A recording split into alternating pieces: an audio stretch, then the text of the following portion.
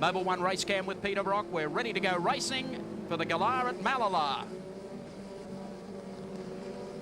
Lights turn to green, and it's the two Nissans off the line with Mark Scaife. Jimmy Richards getting away smartly. A brilliant start from Johnny Bow as they all start rubbing fenders getting into that first turn. Glenn Seaton snuck through there while they were doing that, and Win Percy got away to a good start. So too did Peter Brock. They come through there, down past the pits, the right-hander. And the two Nissans already at this stage of the race starting to open the gap as they go into the right-hander here. A change of cars for Mark Scaife. He has moved into the number 2 car. The car that Jimmy Richards has been campaigning, but by crikey, I'll tell you what, has he been fast here at Mallala over the last couple of days. What about that opening corner with Percy, Bow, Seaton, Brock, all sorts of people getting stuck into that battle there. Two Nissans disappearing into the distance, but there were locked wheels and bits of plastic flying everywhere. And emerging in third place, it would be Seaton from Percy in fourth, then Brock, then John Bow, Dick Johnson. I think Bow was the loser in that scrape. Yes, he was caught on the wrong side of the track for the turn. But Win Percy has moved up right on the tail here of Glenn Seaton and the Peter Jackson Sierra. Brock is the next one, followed by Bow. Then right behind him, of course, is Johnson. Tony Longhurst, the next one on the queue, then Larry Perkins. Certainly we saw the Nissan look very strong here last year on its debut, and they're looking equally as strong here this year, but the battle behind them should be very intense. Qualifying times suggest that these guys are very evenly matched, and we should be in for a great battle. Did you notice through the left-hander coming onto the pit straight that time, when Percy's inside front came off the ground, it actually stopped. So there's a bit of brake bind going on there. There's a howling gale at Mallala today. We had some spots of rain about 15, 20 minutes ago. Our commentary point's going to blow over before the 50 minutes is up. And it'll be interesting to see whether the weather conditions have any bearing on the outcome of this race. As we go to the Dunlop race cam with Dickie Johnson, and he's under siege from Tony Longhurst. This is good stuff too. Here's a good example of what 600 horsepower can do for you with 10-inch tyres. Dick's got all the power in the world, and he is getting pasted by Tony Longhurst. And Tony will try and stick him here on the inside as they come out, but Dick's horsepower comes into play. This is the battle of the 7th and 8th position. That's an example of what 600 horsepower can do for you as well. If you can actually get it to the road when you straighten up, it's quite reasonable. Now watch this as Dick gets on the brakes. Inch by inch by inch by inch. Longhurst closes on him. See the ground Longhurst makes under brakes there. Now he'll give Dick a terrible time. They'll have trying to get Dick's tyres to go off and then waltz past him and go chasing the next one up on the queue. You can hear that time as Dick was changing up through the gears, he was actually getting wheel spin in either, I don't know, it might have been third or fourth. But that's how much horsepower these little cars have got. Look at Tony. I mean, he's just having a fun time here today. Between the Holdens is hotting up between Percy and Brock as Scaife just blazes off into the distance.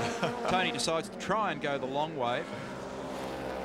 More than anything, he's trying to aggravate Dick into a mistake, and that won't be hard to do because Johnson's an experienced pro, doesn't make too many blunders. Here he comes rushing at him again under brakes. Ducks down the inside, tries to just nibble away at the inside as they come out of the turn. All that horsepower back into play again as Johnson runs up to the right-hand sweeper. Says goodbye, Tony, just for the moment. Now you would think that Johnson is comfortably running away until he puts the brakes on again, and back comes the BMW.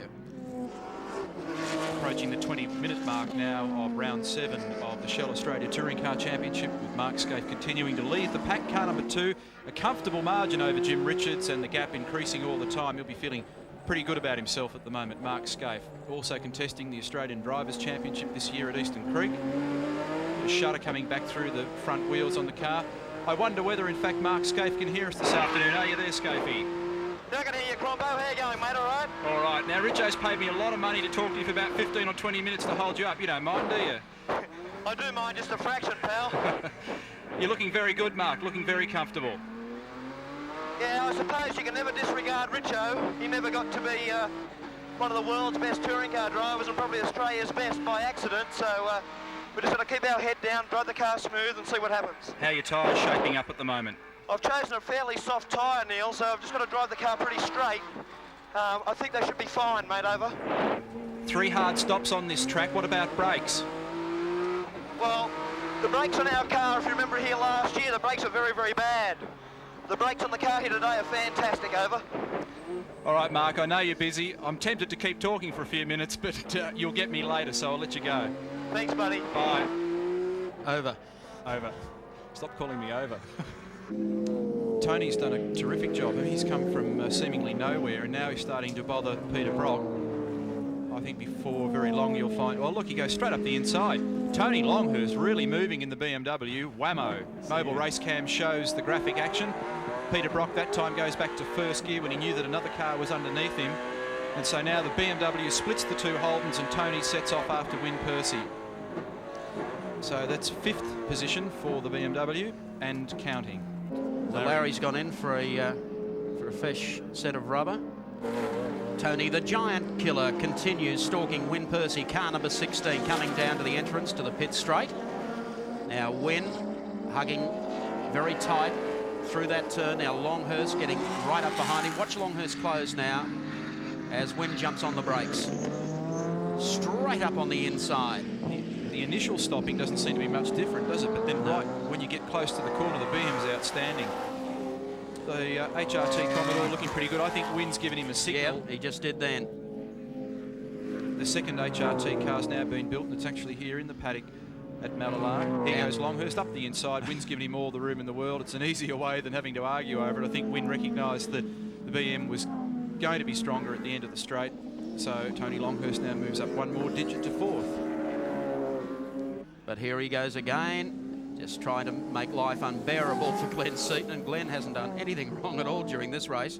But all of a sudden he now has to defend 3rd. Bear in mind that BMW territory overseas is certainly the 500 and 1000k races. Alan Jones was saying yesterday that when they get to Mount Panorama, they should save themselves about 4 minutes in the race. And look at this, giving him the squeeze. This is great stuff. Longhurst now pulls to the outside, runs out of room though. There was no way Glenn had to give him the open road, so it's a case of wind it back up again, wait for another lap, and I'll be back on even terms again. What was going for Tony there, though, was that if he could have got round, he had the inside running for the next turn, which I'm sure was part of his thinking. No doubt about that. And I just hope he can carry it through to Lakeside for the penultimate round of the championship. 3 weeks from today, 14th, as Tony Longhurst up on the inside. No way, says Glenn, you're going to fight a bit harder for that. Talk to Frank Gardner or anyone around the BMW team, they will say that they're very much looking forward to Lakeside and that they can knock the Nissans off this time. Yeah. Oh, now it's getting tight. Well, Percy's brought right into this battle. Look at this, look at this. This is the David and Goliath stuff. Can he hold it on the inside? One wheel up on the curb. He does, and he could leave himself exposed to Percy. Look at this. Geez, Wynn got a good run out of that corner too. Agro City. Seaton moves across to cover his ground. They all went on, simultaneously went on the attack and the defence. They had to have road maps to make it down. Yeah, they threw the cards in the air and no one knew where they were going to fall. But that was a brilliant passing move from Tony Longhurst. He set that up. But now he's left Win Percy with the problem of Glenn Seaton. And they've had a couple of touches during the season. What we're watching, I guess, is what the creators of Group A wanted all along. There's 3 different manufacturers and 3 very different types of cars all battling, and it's great stuff. Round the outside. Look at this. Round the outside, what a move. He's got to hold it for the next one, though. Unbelievable. Oh, this. Fighting back. He made the corner just a little wider for him. I think they're closing up on to the back of Jim quite rapidly at the moment. Scaife comes through this sweeper. Car number 2 down towards the chicane for the final time.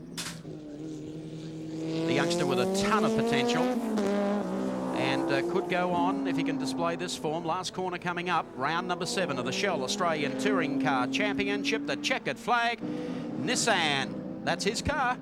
And of course, Mark Scaife is across the line for a win here today. Richards in the number 1 car will take 2nd place. Here's Jimmy.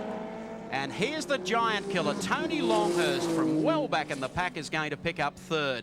Congratulations, Mark Scaife. Wonderful performance, Mark. You were disappointed at Amaroo, but you must be very pleased with this. Yeah, thanks, Crombo. I think it's a good birthday present for the car this weekend. If you remember, a year ago the car was fast enough but not reliable enough, and today it's been plenty good enough. Jimmy Richards continues to lead the championship. Teammate Mark Scaife in a very solid second place. The rest of the teams, they have a lot of work to do.